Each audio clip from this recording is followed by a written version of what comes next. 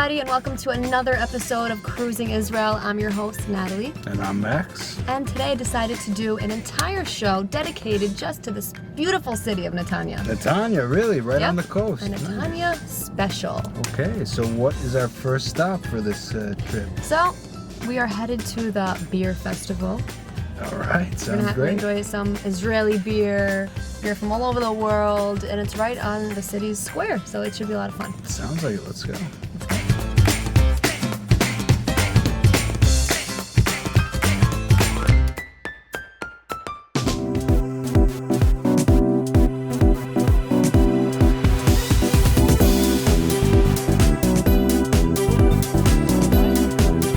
Hello.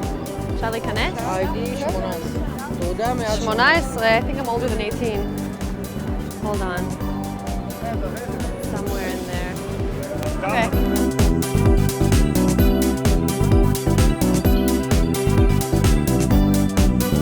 We've all heard of Germany's annual Oktoberfest, one of the biggest beer festivals in the world. Well, now we can enjoy a taste of that with plenty of entertainment, live music, and leading breweries right here in the city of Netanya. Thank you very much. תודה רבה. Cheers. Yummy.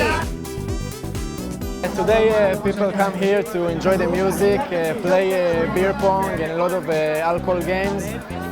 They trying a lot of different kind of beers, like 40 beers I think. And the entry is free. Okay, they come, they hear the music, there's a show later. And that's it, it's very nice. You want to try some beer? Which beer you want? What kind of beer do you have? I have the Elvis, it's very good.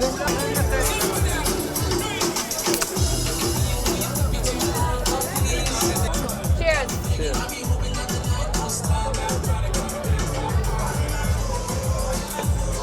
As you already saw, we are very active city.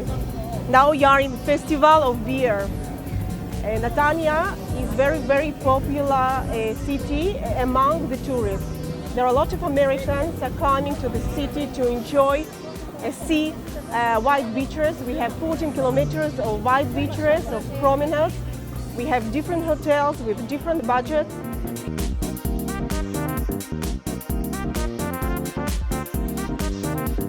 This is Independence Square. It was renovated before several years, and now it's a center of tourist life.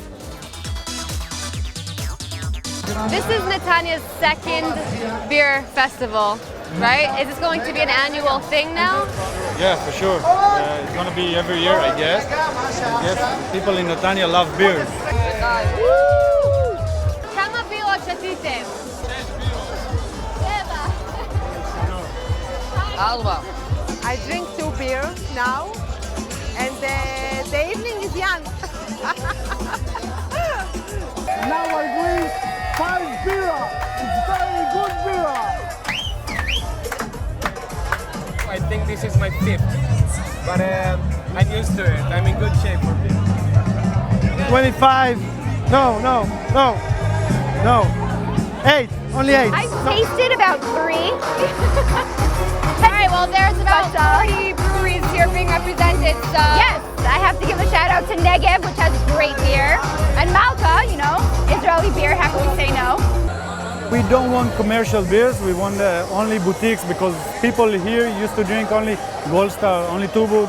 So we want them to taste more beers, more types of beer to increase the knowledge about beers, how they make it, made it, from where they're from.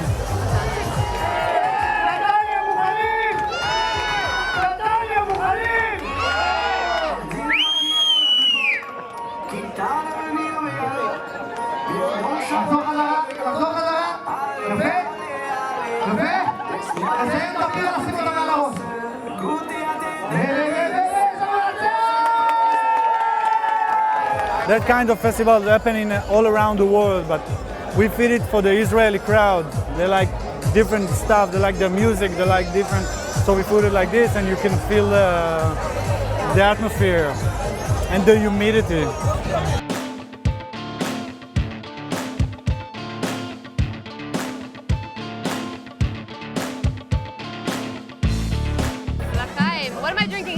We're drinking Blue Moon, top-selling craft beer in the United States.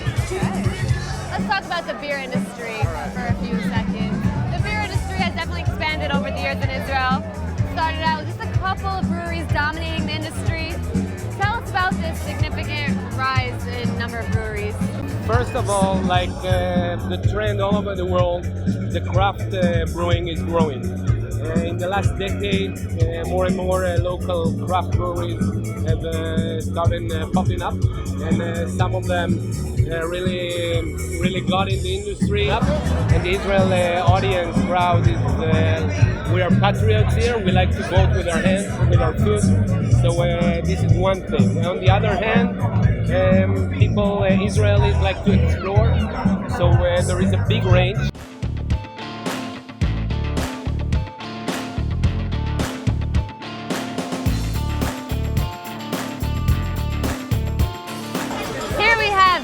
And Ori, are you guys ready for Cruising Israel's chugging competition? Yeah. You guys are ready? All right, let's see who can finish the beer the fastest.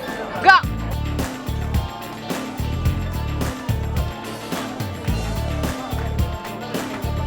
Okay, and the winner is Ori.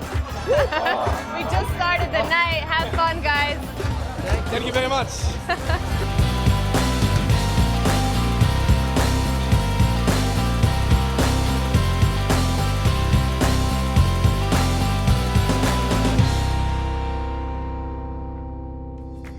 The beautiful city of Netanya has many tourist attractions and beautiful beaches and cultural sites.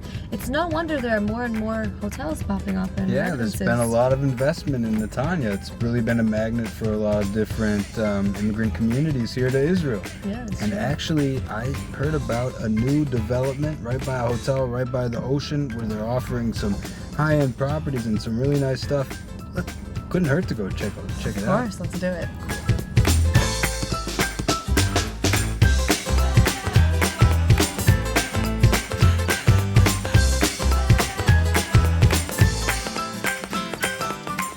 Visitors have been flocking to Netanya like never before, and who can blame them? This lively city has some of the nicest beaches in the country, plenty of entertainment, and new luxurious residences. Today we're here to check out the Lagoon Complex right on the Netanya shoreline. The city of Netanya has developed to become one of Israel's most famous resort towns, attracting visitors from all around the world. It has been expanding and modernizing, with luxury residential complexes popping up along its sun-washed coastline.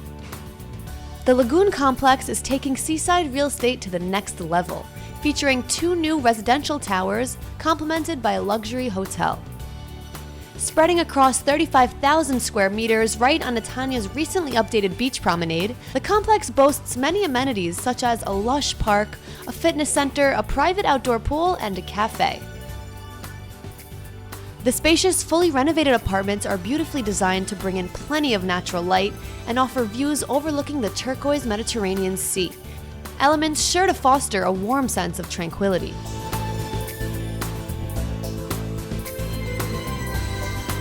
Wow, this is absolutely gorgeous. I love the modern, fresh, clean look.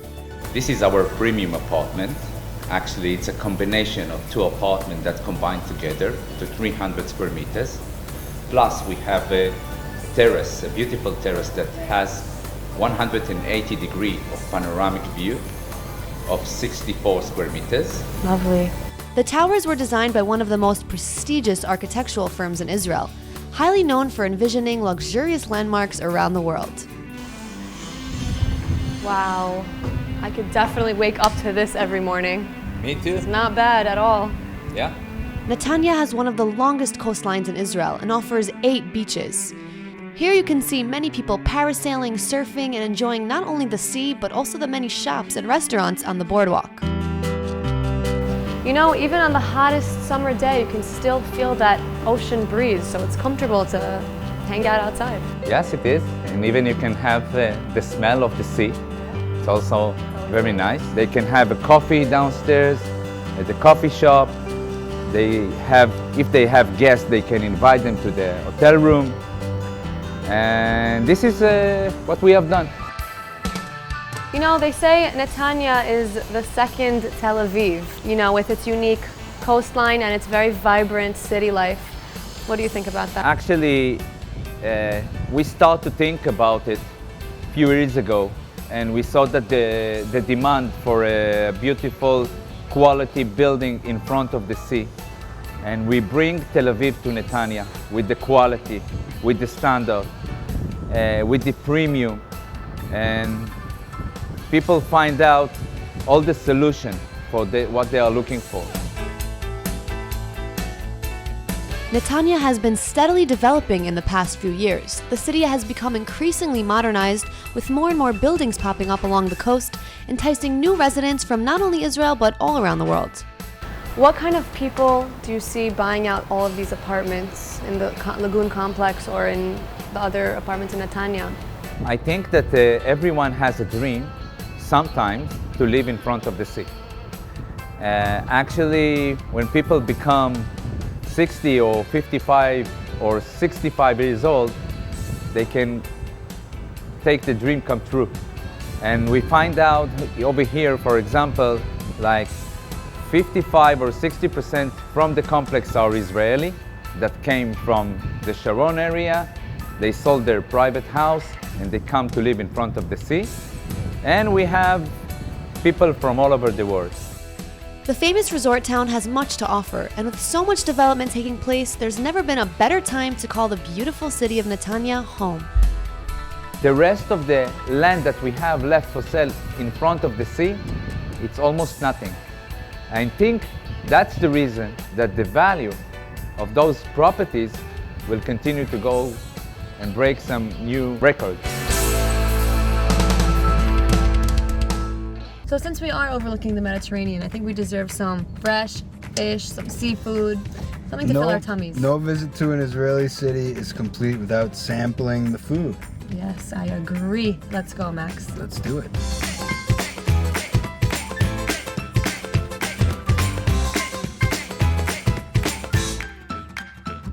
Netanya is known for its endless amount of restaurants. Today we're here at restaurant Mul Hayam, which is Hebrew for by the sea, to enjoy the Mediterranean breeze and some of the freshest fish in town. Just steps away from the sea is a popular restaurant serving some delicious Mediterranean-style cuisine. The restaurant is situated in the city's center, right by the newly developed Atzmaut Square, the very first interactive square of its kind, which is networked with the most advanced technologic systems. This was developed as an initiative by the mayor of Netanya to transform the city and make it the capital of the Sharon area. כיכר העצמאות שלנו התפתחה לפני 5 שנים. מרים פייברג, שהיא ראש העיר, פיתחה אותה בצורה מטורפת, יוצאת מן הכלל.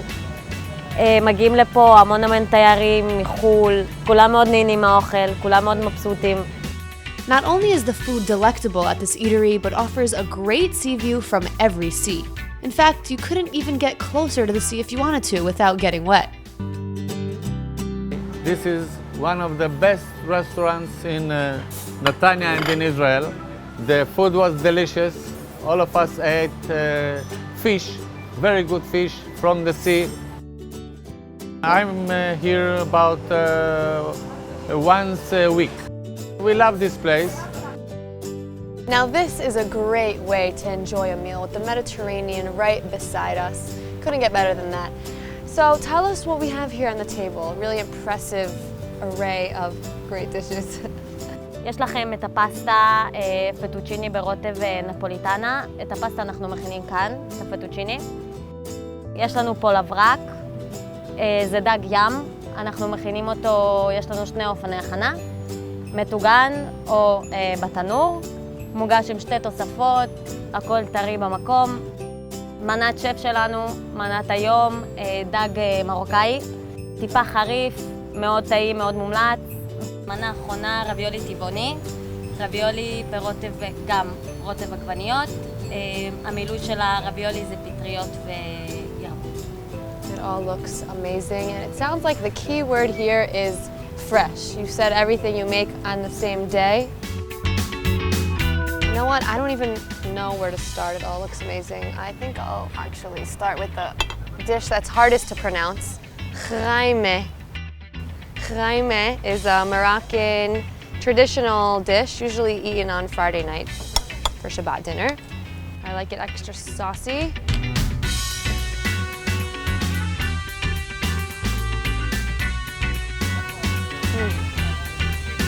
And although it is extremely hot today, we still get that ocean breeze.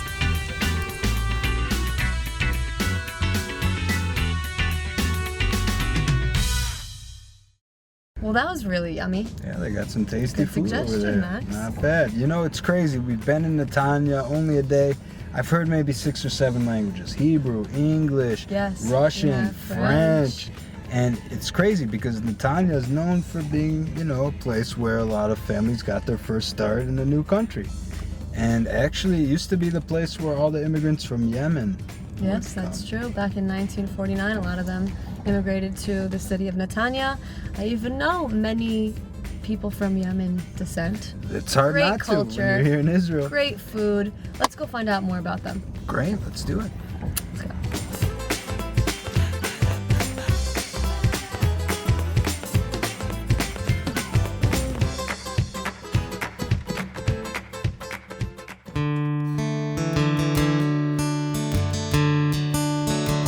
The Yemenite Jewish community makes up a significant percentage of the Israeli population and have become an integral part of the Israeli society. Today we're going to take you to the Museum of Yemenite Jewish Heritage to explore the cultural treasures and catch a glimpse of their way of life.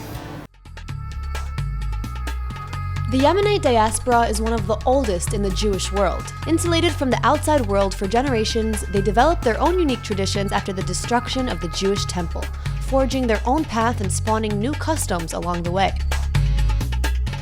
The Yemenite culture has a very ancient history to it, leading up all the way to present day, the Yemenite community settling into Netanya. Let's start by speaking about your father. My father, my late father, Ovadia ben Shalom, he came to Israel as a boy, 7 years old, and he started a Yemenite community in Israel and in Netanya. He believed in himself that we have to preserve our tradition because he thought it is very important tradition. So he started to build this center, this museum that we shall see, and I'm following him. What are some of the things that we could find in the museum? We can find the museum manuscripts of Yemenite writers from hundreds of years ago, jewelry, pictures, and the story of the absorption of Yemenite people in Israel and Netanya, and also their life in Yemen. They were suffered, persecuted by the Muslims. All right, you guys, let's go inside and start the tour. Be my guest. Throughout all the history of the Yemenites, the Jews have endured ongoing persecution and hardships as the only non-Muslim group in a largely Muslim country. But in spite of these troubles, they'd never turned their back on their past, maintaining their Jewish faith through the ages. Although they were persecuted by the Muslim, they kept the tradition of Torah and of prayer books. So in Yemen, we have manuscripts of prayer books. Here in our museum, we preserve very old manuscripts from 400 years ago, 500 years ago. One group which the ancient Jewish community always maintained close ties to were the Jewish people living in Israel. One such man was Yosef Zadok, an Israeli emissary working for the Jewish Agency. In 1948, the Jewish Agency sent him to Yemen to tell them that now we have established a new state, independence, Israel, come to Israel. So it was not allowed to go to the villages by the imam, by the king. So he took a Muslim cloth, like this cloth, Muslim cloth, and walked around the villages in Yemen and told secretly to the Jewish, that's a time to come to Israel. That's when the Yemenites left everything behind and followed Yosef to the Geula camps, the place which was built in preparation of the massive operation to bring the Jews to the Holy Land. Although the camps were overcrowded, they held on to the belief that they will eventually make it to the newly found state of Israel. His family contributed and donated all his stuff to our museum.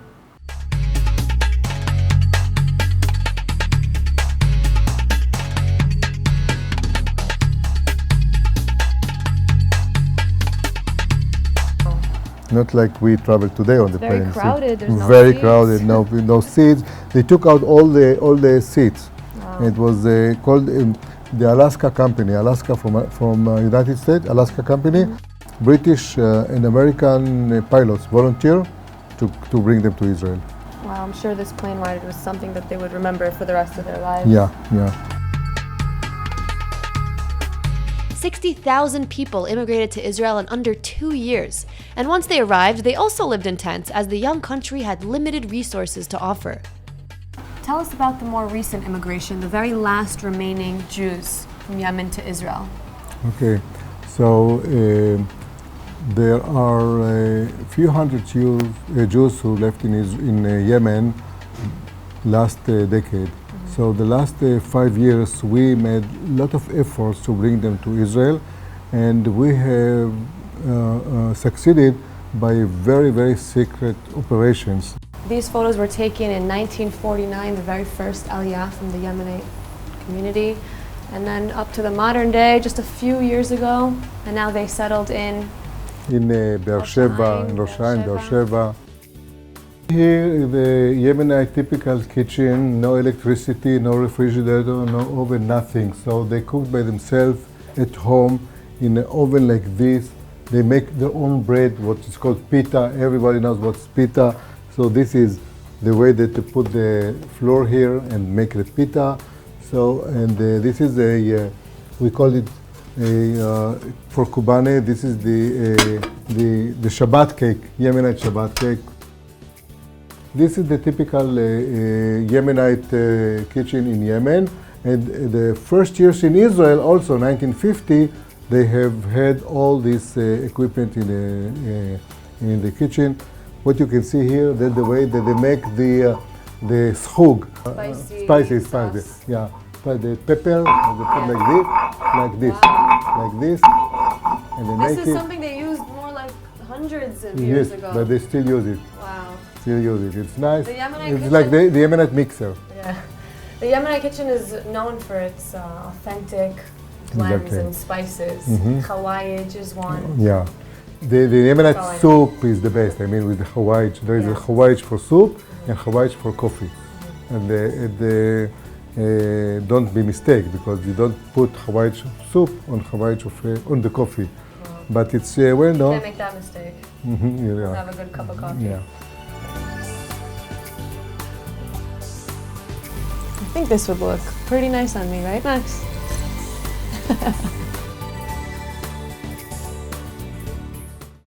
Well, that's all the time they gave us. Thanks so much for joining us for another episode of Cruising Israel. We're so proud to have you with us. And don't forget to catch us next time as we cruise the country and show you the best Israel has to offer. Bye. Bye.